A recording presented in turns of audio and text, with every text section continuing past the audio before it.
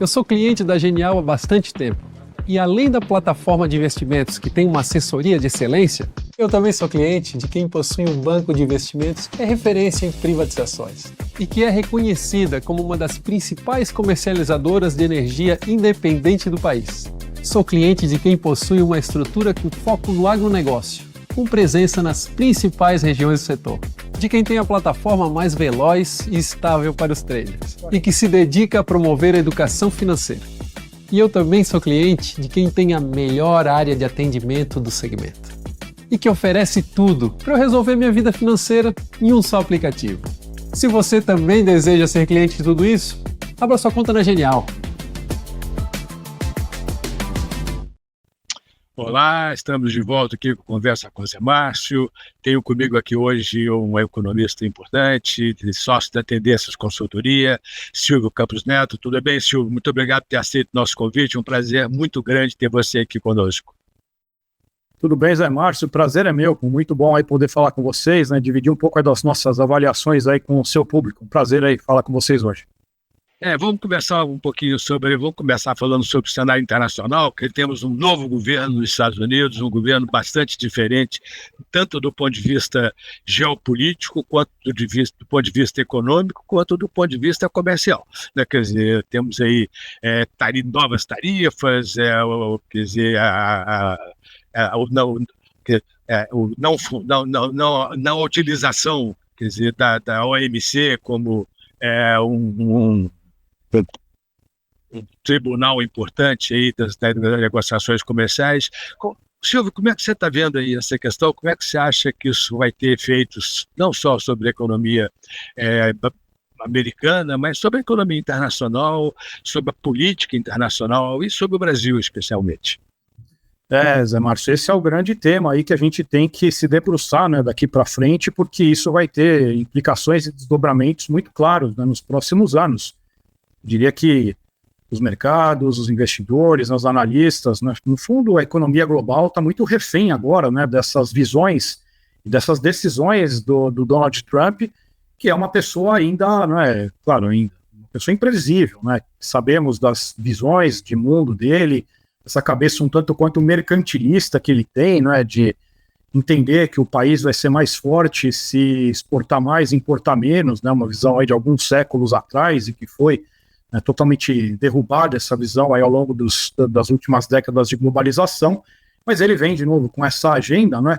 E aí, claro que fica sempre essa dúvida, né? Até que ponto ele vai avançar com essas medidas, sabendo que isso traz consequências negativas também para os consumidores e para as empresas dos Estados Unidos, né? A gente imagina, não é? Que até, né, um certo limite, né, um certo pragmatismo que possa haver impondo limites para essa agenda tarifária, por conta disso, dessas implicações ruins também para os Estados Unidos, mas a gente nunca pode, né, cravar, né, com certeza que esse limite vai aparecer, né? No fundo, como eu disse, é uma pessoa imprevisível, né, com uma cabeça um tanto quanto diferente, que rompe com algumas tradições, vamos dizer assim, né, históricas. Você mencionou, né, a OMC, mas não é só isso, né, uma série de instituições e de aspectos aí multilaterais que vão sendo abandonados, né, uma visão aí bem imperialista. Então, de certa forma, é um mundo que acho que fica num primeiro momento assustado, né, assombrado com as sinalizações que vão além da economia, né? Tem todo esse assédio territorial em cima do Canadá, da Groenlândia, do Canal do Panamá, da faixa de Gaza, essa relação com a Europa Ocidental, que vai ser, a princípio, muito conturbada. A gente já tem alguns sinais, né, nessas relações agora com a Rússia, né? Então, é uma miscelânea de questões novas e que certamente vão trazer desdobramentos por muitos anos, né? E aí vai depender muito, de novo, dessa agressividade que ele vai ter em avançar com essas agendas, ou, né, no lado mais, né, otimista, talvez, ele tendo algum freio, né, funcionando, inclusive vindo de forma interna, né, como eu falei, o próprio impacto que essas medidas teriam na economia. E aí, claro, empresários, as próprias entidades, os próprios freios e contrapesos atuando no sentido de barrar algumas iniciativas. Mas, enfim, a gente vê com muita preocupação tudo o que está acontecendo. Acho que, tentando ser pragmático e resumindo um pouco da ópera aqui, é um cenário que aponta para manutenção de juros altos nos Estados Unidos por um longo período, mesmo que com alguma queda residual na margem, um dólar forte, né, aí pelo canal também da aversão ao risco, né, e tudo isso com implicações para emergentes para o Brasil em particular, ou seja, é um mundo difícil para o Brasil. Agora, o Silvio, quer dizer, na verdade, quer dizer, até agora a gente estava vivendo uma herança da Segunda Guerra Mundial, né? Quer dizer, toda essa coisa multilateral, toda essa coisa foi criada depois da Segunda Guerra Mundial como reação à questão do nazismo, tá certo? Uma tentativa de porque os Estados Unidos um pouco como o protetor da paz mundial, né? Quer dizer, a Pax Americana, né? Quer dizer, agora, quer dizer, a sensação que você tem é que o presidente Trump, a ideia toda é exatamente deixar de ter essa proteção americana, quer dizer, criar uma situação, quer dizer, essa ideia, por exemplo, de tarifas recíprocas, né? Quer dizer, é muito uma ideia de que não, olha, que a gente tem tarifas muito baixas, você e o resto do mundo tem tarifas muito altas, tá certo? Vamos fazer uma renegociação da estrutura tarifária. Como é que você vê esse processo? Como é que você acha que isso vai se desenvolver? E esse seria um processo de reversão de todo o ciclo de globalização que a gente observou ao longo desse longo período, né, de pós-Segunda Guerra, né, onde o mundo foi buscando, né, meios de aumentar a eficiência, de reduzir custos, de diversificar a produção em termos geográficos, buscando países que tinham maiores vantagens comparativas, né, quer dizer, o mundo se tornou, né, uma grande montadora de produtos, com cada país dando a sua contribuição onde ele realmente tem a maior produtividade. Quer dizer, o que a gente vê, né, nesse tipo de posicionamento é uma rejeição a esse modelo, né? Quer dizer, quando ele tenta, né, ou ele coloca, né, que impondo tarifas as empresas vão voltar a produzir nos Estados Unidos. Isso não é verdade, né? A gente sabe que isso não vai acontecer. Quer dizer, no fundo você não tem condições, né, de substituir determinadas vantagens que existem em alguns países, nos asiáticos em particular.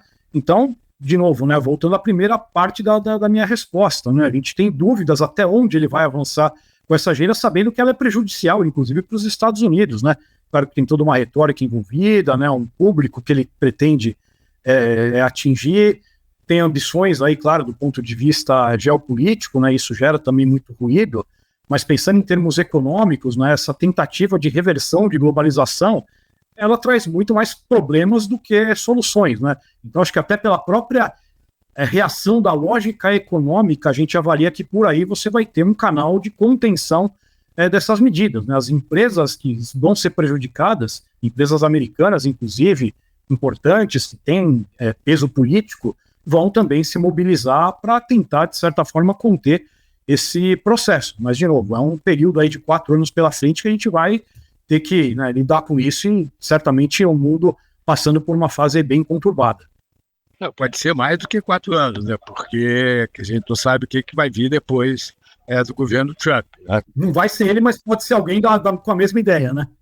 Quer dizer, na verdade, isso pode ser uma mudança muito mais estrutural do que muita gente está esperando no curto prazo. Então, quer dizer, eu acho que esse é um ponto bastante importante e acho que a gente tem que acompanhar e ver como é que esse negócio vai funcionar. Isso é a mesma coisa. Bem, do ponto de vista geopolítico, temos também uma mudança super importante aí, né? Quer dizer, na verdade, a minha avaliação é que o presidente Trump está explorando o fato de que os Estados Unidos é hoje a única liderança mundial. Tá certo? Quer dizer, é o único país que efetivamente consegue ter uma liderança efetiva, tanto do ponto de vista econômico quanto do ponto de vista militar. Tá certo? Quer dizer, a Rússia, por exemplo, que era a grande liderança do outro lado do mundo, tá certo? Não conseguiu vencer uma guerra contra a Ucrânia, tem uma guerra já de 3 anos e está empatada. tá certo? Quer dizer, ela não conseguiu, que mostra exatamente a perda de poder militar da Rússia em relação à União Soviética e em relação aos Estados Unidos. Como é que você vê isso? Você acha que isso é um processo, ao mesmo tempo, que antes de passar para você, ao mesmo tempo, quer dizer, a China claramente está numa situação extremamente delicada do ponto de vista econômico. Tem uma desaceleração econômica forte, um problema demográfico muito grave, tá certo? É um país que precisa de crescer e não vai conseguir crescer, porque você tem um problema estrutural muito grave. Como é que você, quer dizer, o que tende a reforçar a posição americana como a liderança mundial? Como é que você vê esse processo? Zé Márcio, esse é um xadrez aí complicado, né? No fundo, você no final da sua pergunta, você introduziu o ponto central dessa história, que é a China, né?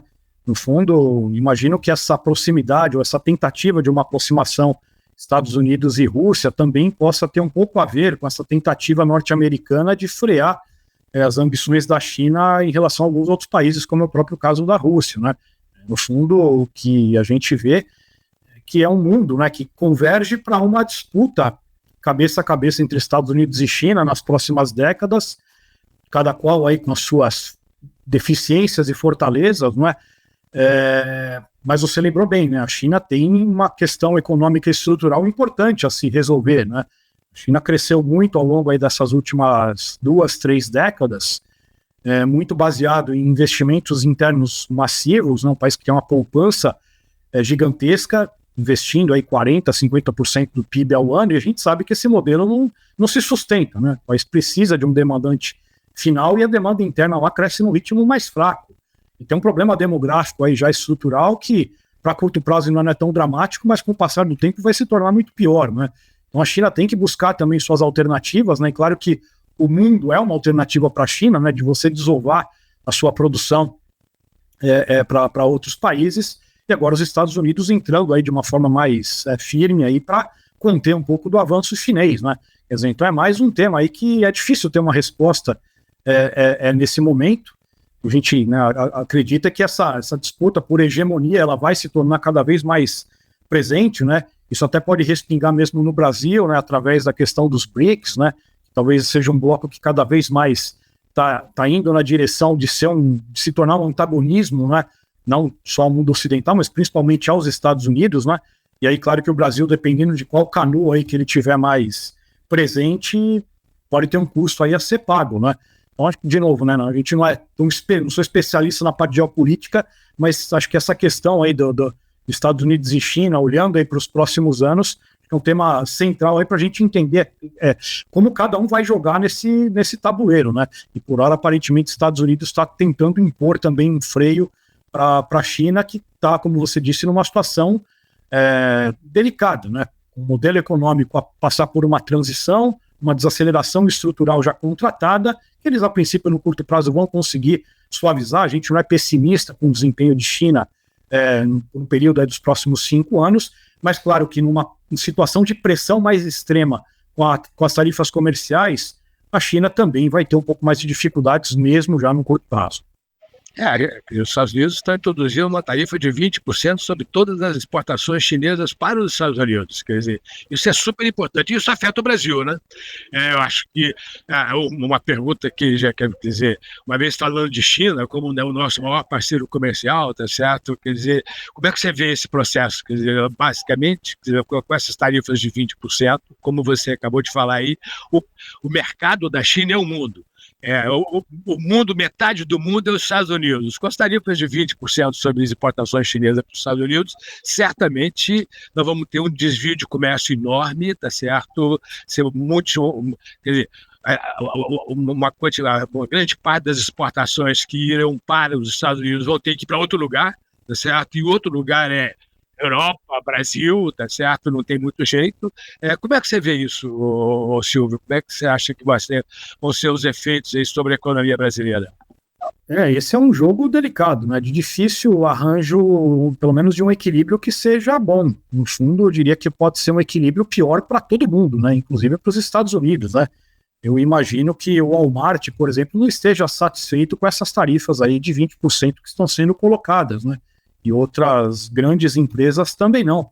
Porque, no fundo, claro, se o mercado norte-americano é importantíssimo, é fundamental para a China, para os Estados Unidos, né, para os consumidores e para empresas, comércio norte-americano, o acesso a produtos chineses também é importante, não é?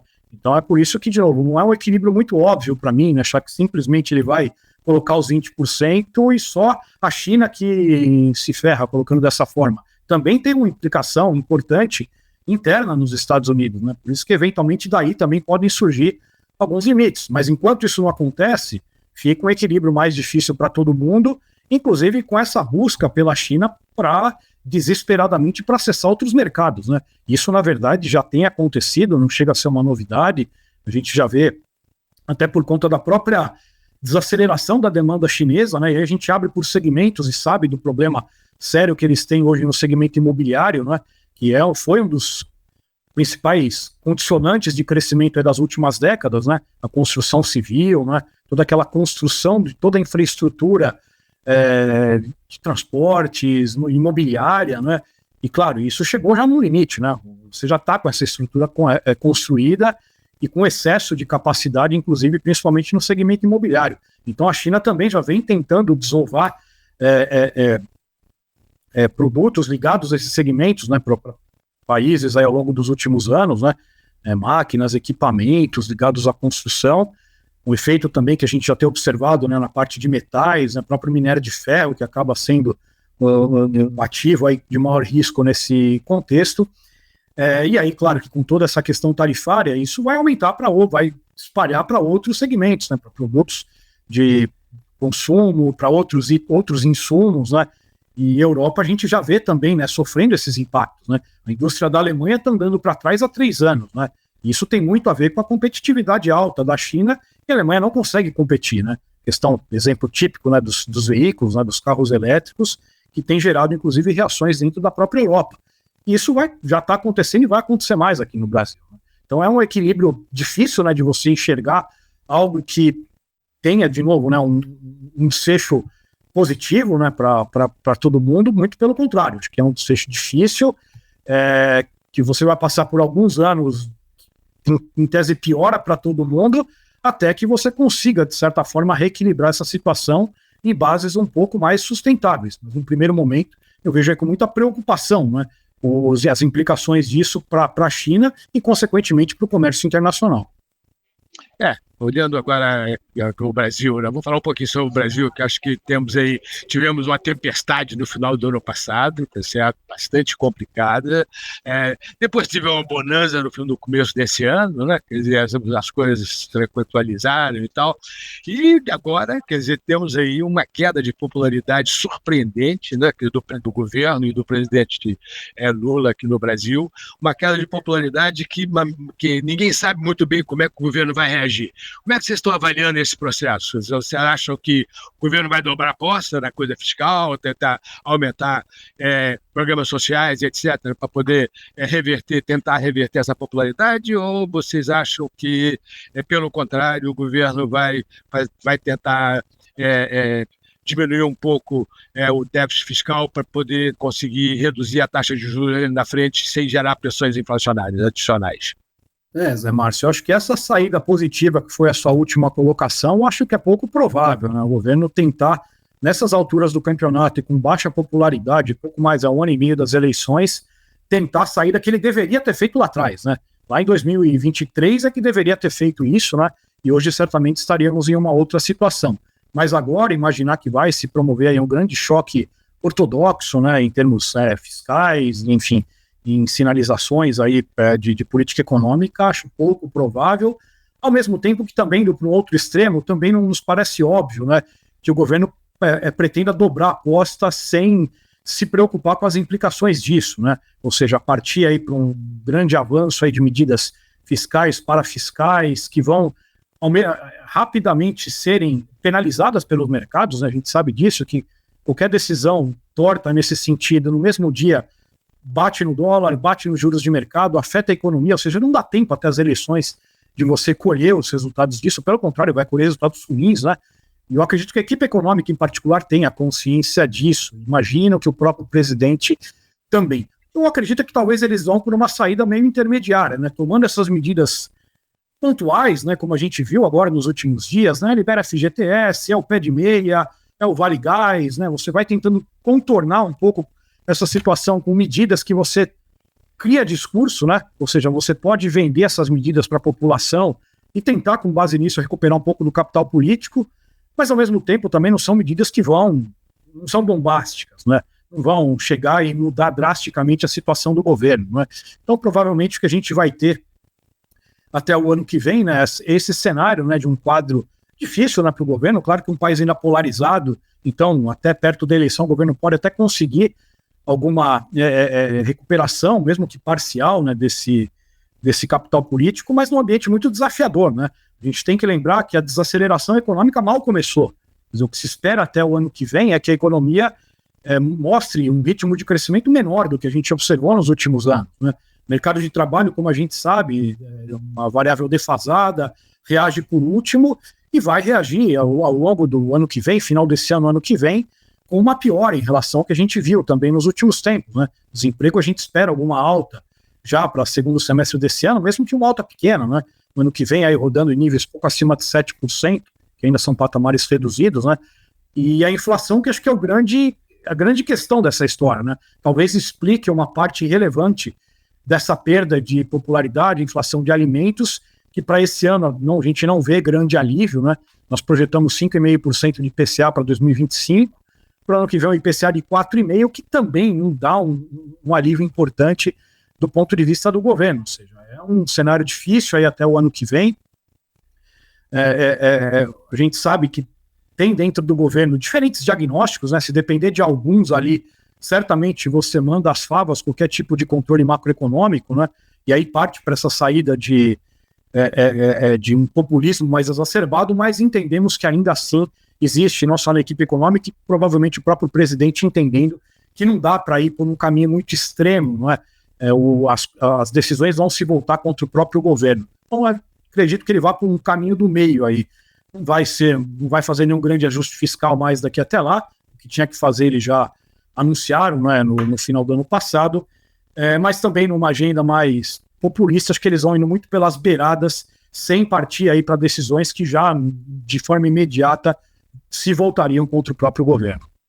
Silvio, mas esse caminho do meio é um caminho meio complicado, né? Porque você vê o seguinte, todos os anúncios que foram feitos até agora foram anúncios de alguma forma de ou aumento de crédito para a população como um todo, que é a coisa do consignado para os empregados do setor privado, ou transferência de renda via fundo de garantia, por exemplo, etc. Tá certo? Gás para todos, pé de meia, em suma. Quer dizer, é sempre alguma coisa que tem a ver com a de demanda, tá certo? Ao mesmo tempo, a gente tem uma situação, uma política monetária que está extremamente contracionista, né? Que a gente tem uma taxa de juros extremamente elevada, ao mesmo tempo não consegue controlar as expectativas para a inflação, as expectativas para a inflação continuam aumentando e descolando da meta, tá certo? Cada vez estamos mais longe das metas para a inflação até o horizonte de 2028, tá certo? O que indica uma perda de credibilidade super importante da política monetária. Com essa perda de credibilidade, quer dizer, a gente corre o risco de não conseguir atingir a meta em nenhum momento ao longo dos próximos anos, porque, afinal de contas, tá certo, o que a gente está vendo é que a sociedade não acredita que o Banco Central vai levar a inflação para a meta.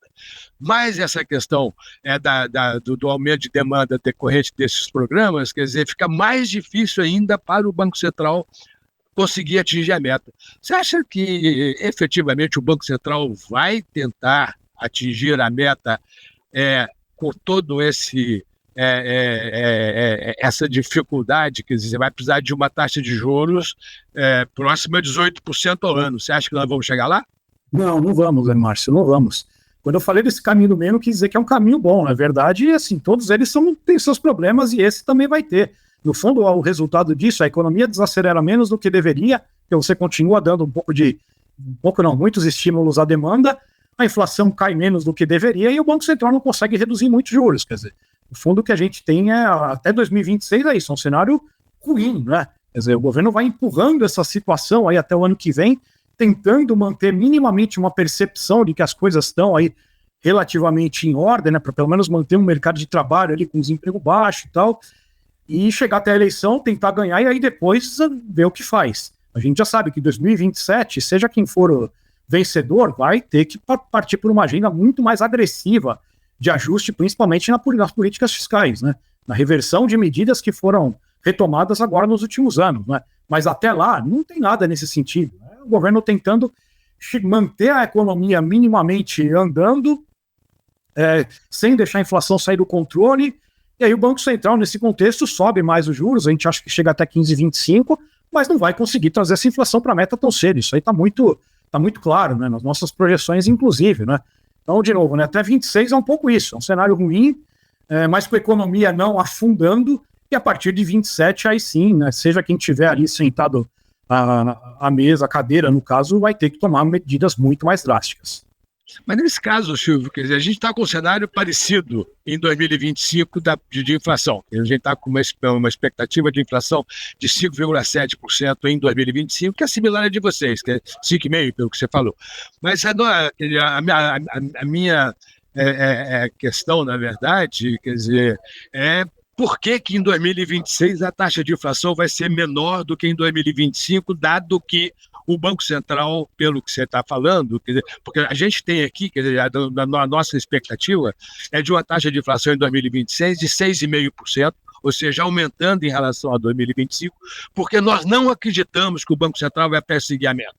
Consequentemente, apesar da aceleração da inflação em 2026, o Banco Central vai reduzir a taxa de juros em 2026 no nosso cenário, para 13,25%. Ou seja, a gente tem um cenário que é similar ao de vocês em 2025, do ponto de vista das projeções e do ponto de vista também da qualidade da política econômica, mas diverge um pouco em relação a 2026, porque nós somos mais pessimistas em relação à capacidade do Banco Central de buscar a meta. Como é que você vê esse processo? Mas Márcio, 2026 é isso, né? Acho que essa questão é totalmente válida, né? A inflação no ano que vem é um ponto de grande incerteza, no fundo, né? Então, a gente tem 4,5% para 2026, que está muito baseado nessa expectativa de desaceleração da atividade, né? A gente tem um crescimento indo aí para 1,5% no ano que vem, isso contribuindo, né, para que você tenha um mercado de trabalho menos aquecido e consiga conter aqui esse processo de piora, principalmente na inflação de serviços, né? Mas, de novo, se eu tiver que apontar um risco, claramente eu aponto o risco para cima, em relação a esses números. De novo, eu não consigo chegar e falar para o seu número, que o seu número de 6,5% ele é exagerado. Talvez não seja, porque as condições econômicas que a gente tem esse ano e olhando para o ano que vem são muito desafiadoras, né? Então, que a gente tem o Banco Central indo até 15,25, né, nesse ano, isso não, de novo, não traz inflação para a meta, né, não reduz expectativas, mas tem um efeito na atividade que, nas nossas avaliações, ajudaria a reduzir um pouco a pressão para uma inflação um pouquinho mais baixa. Mas, de novo, é um cenário bastante desafiador. Depende muito de também como que vem essas respostas do governo. Então, quanto mais ele tentar manter o estímulo à demanda de um lado, claro que a inflação vai ter mais dificuldades para cair de outro. Então, acho que ponderando tudo isso, a gente tem ainda um ano de avaliação, né? Pensando em 26, por hora esse é o nosso cenário, mas os riscos eles estão colocados, né? E aí são muito claramente pensando aí nessa direção altista. Na verdade, na nossa percepção aqui, o maior risco é o Banco Central tentar controlar a inflação via medidas heterodoxas, tipo atuar mais em cima do câmbio para evitar os reservas. Exatamente. Usando as reservas, tá certo? Essa questão, por exemplo, de tentar intervir no sistema de preço de alguma forma, em vez de usar a política monetária, como, por exemplo, estou querendo fazer com produto agrícola, com preços agrícolas agora, vamos diminuir imposto sobre importação, vamos aumentar imposto, vamos colocar imposto sobre exportação. Quer dizer, essas políticas heterodoxas são extremamente ineficientes, acabam dando um resultado no curto prazo e mais péssimo no longo prazo, tá certo? Então, eu acho que esse é o grande risco da nossa avaliação, esse é o grande risco nesse momento, tá certo? Então, acho que esse é um ponto importante. Então, é esse que a nossa divergência, entre aspas, é um pouco nessa direção. A gente está um pouquinho mais pessimista em relação à capacidade desse governo de atuar na política monetária como deve ser, como necessário para levar a inflação para a meta. Ô, Silvio, prazer enorme ter você aqui, foi muito boa a conversa, tá certo? Acho que a gente tem um cenário muito parecido, tá certo? Talvez a gente esteja um pouquinho mais pessimista, mas faz parte da vida, tá certo? Muito obrigado por ter aceito o nosso convite, eventualmente vamos fazer outra conversa. Não, com certeza, foi um prazer enorme participar com vocês aí, bom, né, conversar não só contigo e com o público aí que acompanha esse material aí tão bacana que vocês produzem, né? E sem dúvida, a gente fica à disposição aí para numa próxima, tanta coisa que a gente tem para esse ano ainda, né? Pela frente, e em breve aí a gente está à disposição aí para voltar a falar com vocês. Grande abraço. Legal, um abraço, muito obrigado.